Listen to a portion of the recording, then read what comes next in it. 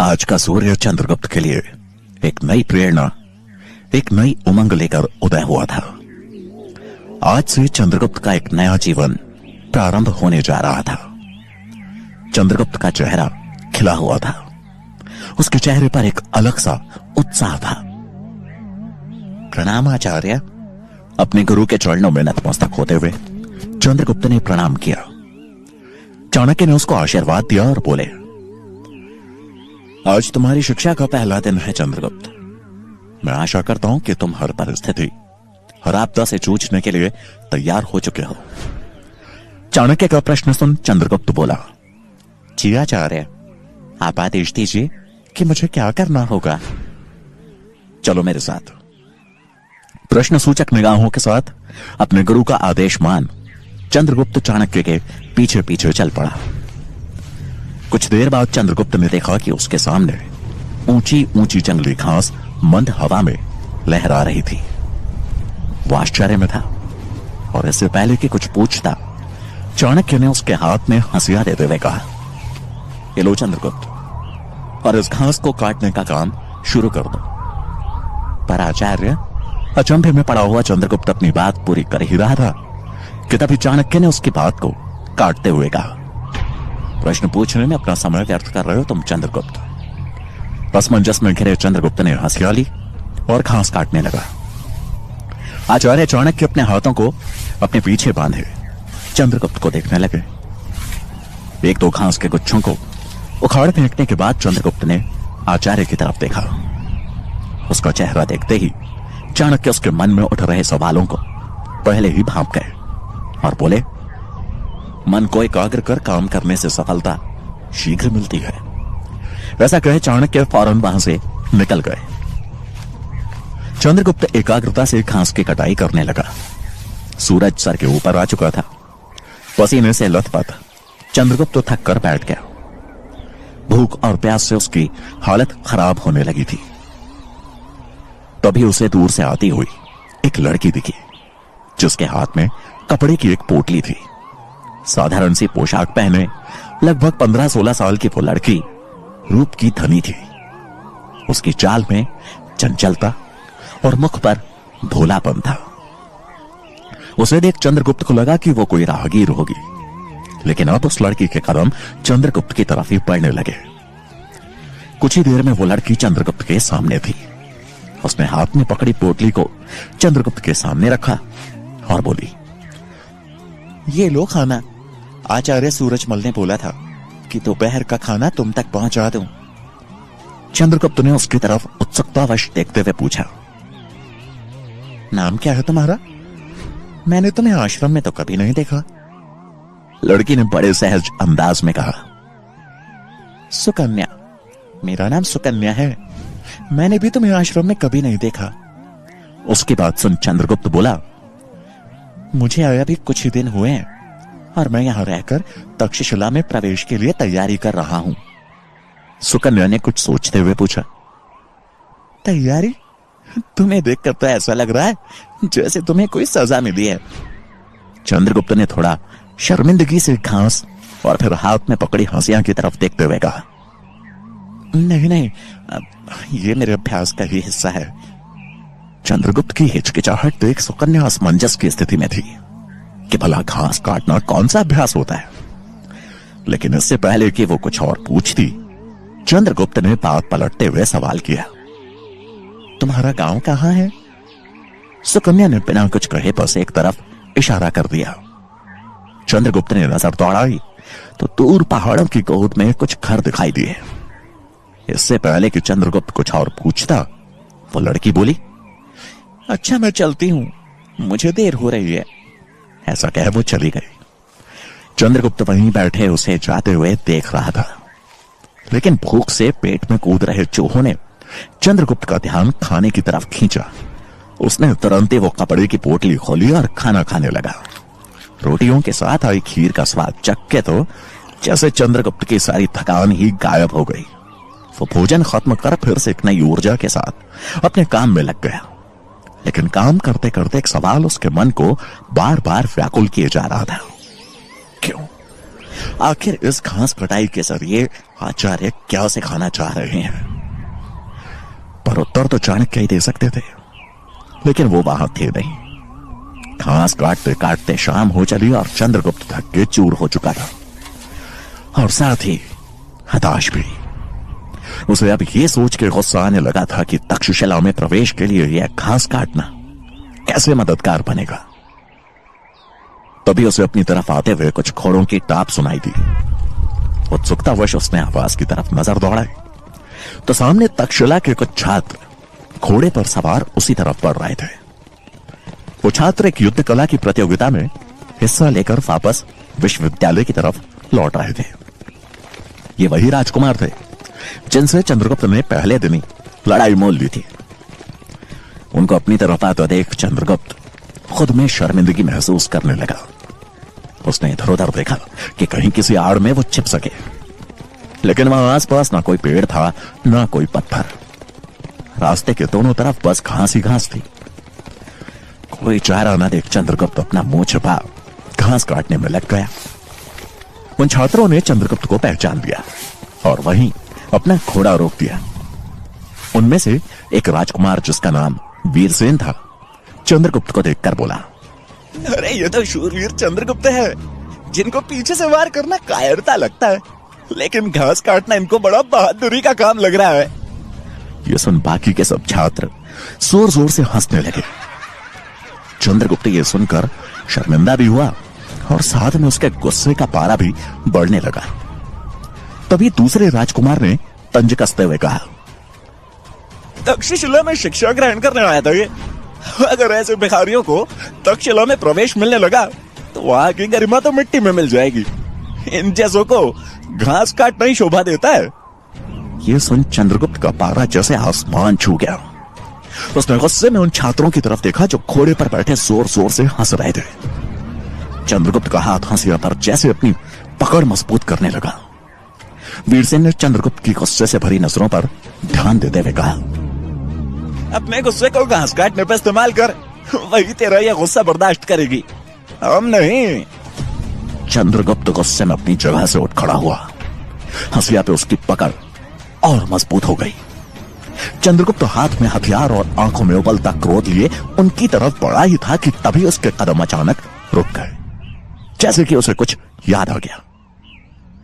वो एक बार फिर अपने गुरु की आज्ञा का उल्लंघन नहीं करना चाहता था। वो तुरंत मुड़ा और चुपचाप घास काटने में लग गया। ये देख वो राजकुमार छात्र भी हैरान रह गए। लगता है शूरवीर की वीरता सिर्फ घास काटने में ही है, वीरसेन ने मजाक उड़ाते हुए कहा। चंद्रगुप्त की तरफ से कोई प्रत्युत्तर न पाकर वो छात्र हंसते हुए वहां से निकल गए।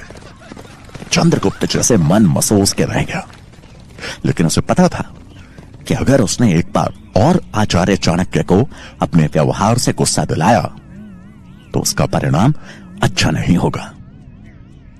समय हल्का सा आगे बढ़ा। चंद्रगुप्त अब इस कटाई के काम से ऊब चुका था। उसके थके हुए शरीर से ज्यादा उसके मन में चल रहे सवालों ने उसके हाथों को रोक दिया। वो चिढ़ते हुए एक जगह बैठ गया। उसने एक बार उस हंसिया की ओर देखा, फिर अपनी आंखों में घृणा के भाव लाते हुए उसे पटक दिया। उदास मन के साथ घृणा भरी आवाज में वो अपने आप से बोला, कहां तो आज सुबह मैं अस्त्र शस्त्र सीखने के लिए लालायित था, और कहां यह आचार्य ने घास कटाई के काम में लगा दिया। ऊपर से यह हंसिया, इसे पकड़ पकड़ कर हाथ दुखाए। सबसे ज्यादा तकलीफ तो इसी ने दी है। गुस्से में चंद्रगुप्त ने उस हंसिया को लात मारकर अपने से दूर फेंक दिया, मानो आज के बाद वो उसकी शक्ल भी नहीं देखना चाहता। चंद्रगुप्त आधे से ज्यादा काम खत्म कर चुका था। सांझ होते ही पशु पक्षी अपने अपने घोंसलों में लौटने लगे थे। मौसम में ठंडक आने लगी थी।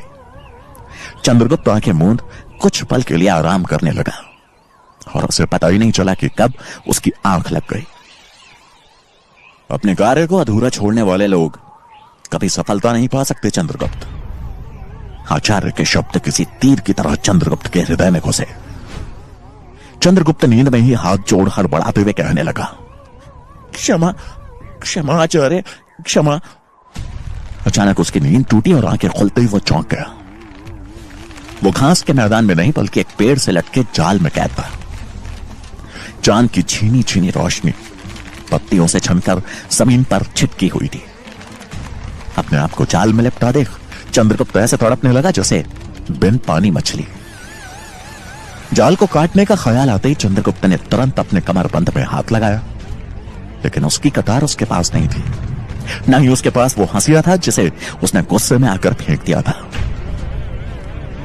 अब उसे आभास हुआ कि उसने उस हंसिया को फेंक कर कितनी बड़ी गलती कर दी।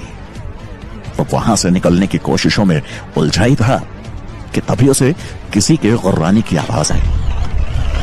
चंद्रगुप्त ने नीचे देखा तो एक खूंखार भेड़िया ठीक जाल के नीचे था। वो भेड़िया जमीन में कुछ ऐसे सूंघने लगा जैसे कि वहां किसी ने उसके निमंत्रण के लिए मांस रखा हो। चंद्रगुप्त की डर से सांस अटक गई। वो जाल में फंसा फड़फड़ाने लगा, जिसकी आहट सुनकर भेड़िए की नजर अपने ऊपर जाल में लटक रहे चंद्रगुप्त पर गई।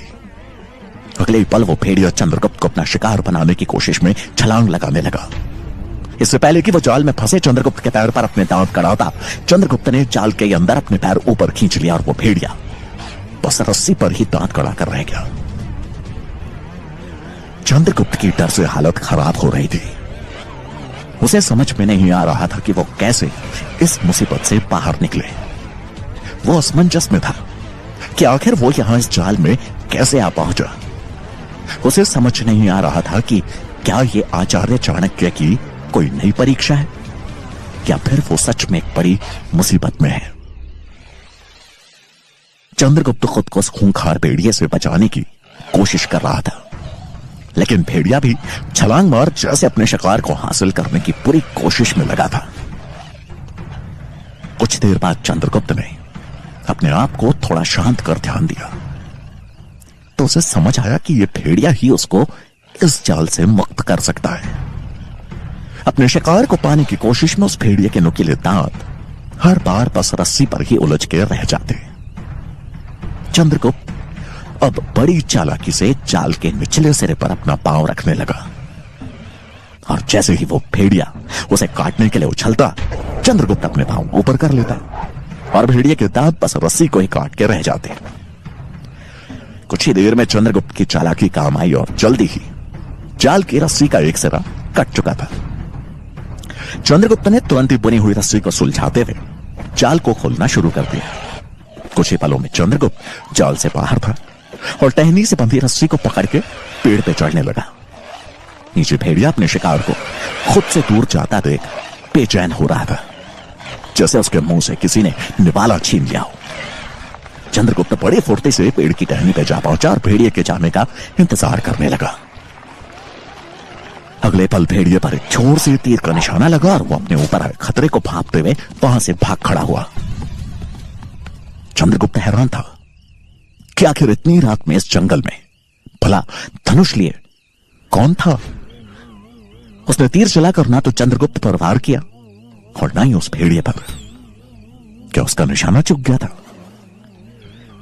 यह सोचते हुए चंद्रगुप्त अब सतर्कता से नीचे उतरा और पेड़ों की ओट लेते हुए तीर चलाने वाले की दिशा की ओर बढ़ा। अचानक पत्तियों की सरसराहट ने उसे और चौकन्ना कर दिया, लेकिन तभी उसके सामने अपने सिर से पत्तियों को हटाते हुए सूरजमल आ गया, जो हाथ में धनुष पकड़े हुए था। उसे देख चंद्रगुप्त की जान में जान आई और उसने उत्सुकता से सवाल करते हुए पूछा, आप इतनी रात में यहां और मुझे उस जाल में क्यों डाला? ये कौन सी परीक्षा है? सवालों की इस झड़ी को सुन सूरजमल मुस्कुराया और बोला, मैं तुम्हारी सुरक्षा के लिए ही यहां छिपा था। मुझे खुशी है कि तुम अपनी सूझबूझ से इस जाल से निकलने में सफल हुए, लेकिन अगर वो भेड़िया तुम पर हावी होता तो उसे भेदने के लिए मेरा तीर तैयार था। और रही बात इस परीक्षा की, तो इन सवालों के जवाब तो तुम्हें आचार्य ही देंगे। दोनों जंगल के उस अंधेरे को पार करते हुए आश्रम की तरफ चल दिए, जहां चाणक्य उनकी प्रतीक्षा कर रहे थे। आचार्य के हाथ में हंसियां देखते ही चंद्रगुप्त को समझ आ गया कि आचार्य के इस व्यू के पीछे उनकी क्या मंशा थी। उसने चाणक्य के पांव छुए और ग्लानि भरे स्वर में कहा, वस्तु की सही कीमत का अंदाजा उसके अभाव में ही होता है। अगर उस समय मेरे पास वो हंसियां होती तो मैं बड़ी आसानी से उस जाल से बाहर आ सकता था और उस भेड़िए का भी सामना कर सकता था। चंद्रगुप्त को आशीर्वाद देते हुए चाणक्य बोले, बहुत अच्छे चंद्रगुप्त, ध्यान रहे, मेरे लिए मौखिक शिक्षा से कहीं बढ़कर है प्रायोगिक शिक्षा। इंसान जब अपने अनुभवों से सीखता है तो वो सीख जीवन भर उसका साथ देती है।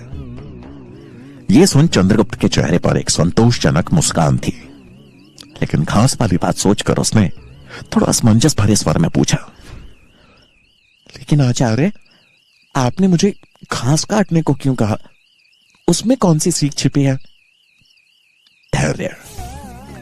चाणक्य के इस शब्द ने मानो चंद्रगुप्त के मन के सभी प्रश्नों का उत्तर दे दिया।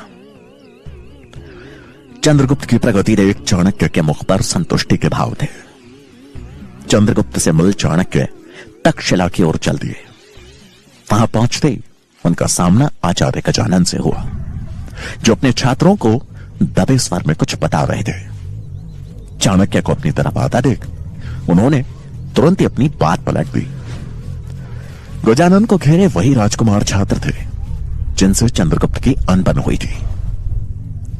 चाणक्य के पास आते ही सभी छात्रों ने उन्हें प्रणाम किया और गजानन का इशारा मिलते ही वहां से चले गए। गजानन के चेहरे के भाव पड़ते हुए चाणक्य बोले, छिपाया उनसे जाता है आचार्य जो मन की बातें न भाप पाए। ये सुन आचार्य गजानन के चेहरे के भाव बदल गए, मानो उनकी कोई बड़ी गलती पकड़ी गई हो। चाणक्य ने दूर जाते हुए छात्रों की ओर नजर दौड़ाते हुए कहा, अब इन्हें चंद्रगुप्त को तोड़ने के कौन से नए षड्यंत्र का पाठ दे रहे हैं आप? चाणक्य का यह वाक्य गजानन के सीने में किसी तीर की तरह चुभ गया। वो तुरंत दिल मिलाते हुए बोले, षड्यंत्र तो आप रच रहे हैं, एक बाहरी अयोग्य असभ्य लड़के को तक्षशिला में प्रवेश दिलाने का। लेकिन यह मत भूलना कि जब तक मैं यहां हूं, इस विश्वविद्यालय की गरिमा पर आंच नहीं आने दूंगा। गजानन की बात सुन चाणक्य ने कटाक्ष करते हुए कहा, छात्रों का अपने स्वार्थ के लिए उपयोग करना, तक्षशिला की गरिमा का बड़े अच्छे से ध्यान रख रहे हैं आप। यह सुन गजानन का चेहरा गुस्से से लाल हो गया। चाणक्य ने अपनी बात जारी रखते हुए कहा, एक शिक्षक का प्रमुख कार्य होता है अपने छात्रों को सही दिशा दिखाना, जिस पे चलकर वो अपने भविष्य की एक मजबूत नींव रख सके। लेकिन आप तो इनकी नींव ही कमजोर करने पर तुले हुए हैं आचार्य चाणक्य। गजानन ने गरजते हुए कहा, हमें शिक्षा का पाठ न ही पढ़ाएं तो उचित होगा। तो आपकी खुली हुई शिक्षा आपके ज्ञान और सम्मान का उचित प्रमाण दे रही है सबको। ये कह गजानन ने उनके घाव को कुरेद दिया था। शिखा का नाम सुन चाणक्य को मानो धनानंद से हुए अपने अपमान का दृश्य याद आ गया। वो कुछ बोलने को हुए कि तभी पीछे से आचार्य मेघनाद की आवाज गूंजी, ज्ञान और सम्मान का ही नहीं, अभिमान का भी आचार्य गजानन। चाणक्य अपने भावों को काबू करते हुए पीछे मुड़े तो सामने आचार्य मेघनाद थे, जो कुछ दिनों की यात्रा के बाद आज तक्षशिला लौटे थे। चाणक्य को सही सलामत अपने सामने देख उन्हें मानो ठेस सी लग गई। उन्होंने ताना कसते हुए चाणक्य के समीप आकर कहा, मृत्यु से ज्यादा बुरा है अभिमान का टूटना, और उस चोट की पीड़ा आपके मुख पे स्पष्ट झलक रही है आचार्य चाणक्य। लेकिन आप चिंता ना करें, अपमान का घूंट हर इंसान को उसकी सही कीमत का आभास करा ही देता है। उम्मीद है आपको भी। ये सुन चाणक्य ने उनकी बात काटी और पलटवार करते हुए कहा, अपमान का घूंट इंसान के अंदर कुछ कर दिखाने की ज्वाला भी पैदा करता है आचार्य मेघनाद, और मेरा अंतर्मन अभी उसी ज्वाला में दहक रहा है। वैसे मेरे मगध जाने से पहले आपने अंतिम भोजन का प्रस्ताव रखा था। मुझे आपकी पीड़ा समझ आ रही है। आपकी इच्छा तो पूरी नहीं हुई, लेकिन अब आप चाहें तो हम भोजन साथ में कर सकते हैं। चाणक्य का ये कटाक्ष सुन मेघनाथ और गजानन की बोलती बंद हो गई। चाणक्य ने उन दोनों को नमन किया और वहां से आगे बढ़ गए। आचार्य मेघनाथ के आ जाने से चाणक्य की मुश्किलें और बढ़ गई थी, क्योंकि अब सिर्फ गजानन ही नहीं बल्कि मेघनाथ भी चंद्रगुप्त को परीक्षा में विफल करने के प्रयास में जुटने वाले थे, और चाणक्य को इसका आभास अच्छे से था। चाणक्य की इस दोहरी चिंता से अनजान शाम में चंद्रगुप्त आश्रम में सूरजमल से तलवारबाजी की शिक्षा ले रहा था। कभी सूरजमल चंद्रगुप्त पर हावी रहता तो कभी वो सूरजमल पर। तभी सूरजमल की नजरें आसमान में उठते धुएं की तरफ पड़ी। धुआं इतना भयानक था जिससे साफ पता चल रहा था कि कहीं बहुत भीषण आग लगी है। धुएं को देख सूरजमल ने हैरानी भरे स्वर में कहा, लगता है पास के गांव में आग लगी है। चंद्रगुप्त की नजर जब धुएं की तरफ गई तो वो बोला, अरे ये धुआं तो सुकन्या के गांव की तरफ से उठ रहा है। आचार्य सूरजमल, हमें उनकी मदद करने के लिए जाना चाहिए। चंद्रगुप्त के ये शब्द सुन सूरजमल ने हामी भरी और अगले पल वो गांव की तरफ भाग निकला, मानो उसका कोई अपना गहरे संकट में हो, और उसके पीछे पीछे सूरजमल भी भागा। कुछ ही समय में दोनों एक छोटे से गांव के सामने थे, जिसके कुछ घर धू धू कर चल रहे थे। पूरे गांव में अफरा तफरी मची थी। लोग पास के तालाब से पानी ला लाकर घरों पे डाल रहे थे, लेकिन आग थी कि जैसे बुझने का नाम ही नहीं ले रही थी। लोगों की चीखें, चिल्लाने, रोने की आवाजें पूरे गांव में गूंज रही थी। गांव और वहां के लोगों की हालत देख चंद्रगुप्त और सूरजमल दोनों एक पल के लिए सहम गए। अब वो तुरंत उनकी मदद के लिए गांव के अंदर की तरफ भागे। गांव के किनारे ही सुकन्या का घर था, जिससे उठ रही आग की लपटें मानो पूरे घर को खाक करने पर तुली थी। घर के बाहर बस सुकन्या और उसे पकड़े एक आदमी ही था। बाकी के गांव वाले अपने अपने घरों को बचाने का प्रयास करते हुए दिखाई दे रहे थे। सुकन्या दहकते हुए घर में अंदर जाने की कोशिश कर रही थी, लेकिन वो आदमी उसे अंदर जाने से रोक रहा था। रुकता भी क्यों ना, उस घर के अंदर जाना मानो मृत्यु को निमंत्रण देना था। सुकन्या जोर जोर से चीख रही थी, रो रही थी। हड़बड़ाते हुए चंद्रगुप्त ने सूरजमल से कहा, लगता है सुकन्या का परिवार अंदर फंसा हुआ है, हमें इनकी मदद करनी होगी। ऐसा कह चंद्रगुप्त बिजली की फुर्ती से घर के मुख्य दरवाजे के बाहर जा पहुंचा। आग की लपटें इतनी ज्यादा थी कि अंदर घुस पाना बहुत कठिन था। सुकन्या की ही उम्र के एक लड़के को अंदर जाने का प्रयास करते देख वो आदमी चौंक गया। सुकन्या को संभालते हुए उसने चंद्रगुप्त को भी रुकने को कहा। तभी पीछे से सूरजमल ने आवाज लगाई, हमें पहले दरवाजे पे ढेर सारा पानी डालना होगा, तभी अंदर जा पाएंगे। चंद्रगुप्त को यह बात सही लगी और दोनों तेजी से तालाब की तरफ दौड़े। रास्ते में एक जगह से पानी का बर्तन उठा, दोनों तालाब के पास जा पहुंचे। तालाब से पानी ले जाने वालों की होड़ मची हुई थी। लोग जल्दी जल्दी में पानी ले जाकर अपने घरों पे उड़ेल रहे थे ताकि आग बुझ सके। चंद्रगुप्त हड़बड़ाहट में तालाब से पानी भरने को आगे बढ़ा ही था कि तभी उसको किसी का धक्का लगा और वो सीधा तालाब में जा गिरा। ये देख सूरजमल और ज्यादा घबरा गया। पानी के अंदर पहुंच जैसे चंद्रगुप्त की सांस अटक गई। वो घबराहट में अपने हाथ पांव मारने लगा। उस अंधेरी रात में सूरजमल को बस हाथ पैर मारता चंद्रगुप्त दिख रहा था। वो जोर से चिल्लाया, चंद्रगुप्त,